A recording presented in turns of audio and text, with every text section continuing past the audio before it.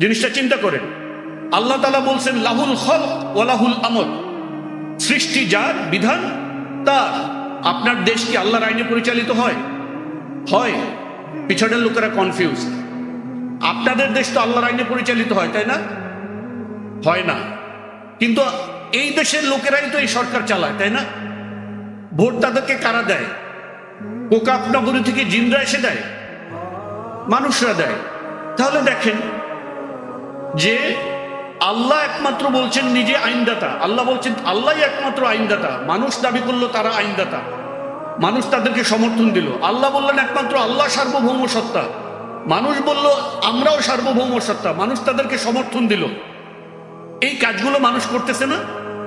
পাঁচ ওয়াক্ত নামাজে এখানে সিজদার ডাক নিয়েও মানুষ এই কাজগুলো করছে কিনা? করছে। কিন্তু তাকে দিয়ে আপনি মূর্তি পূজা করাতে পারবেন না।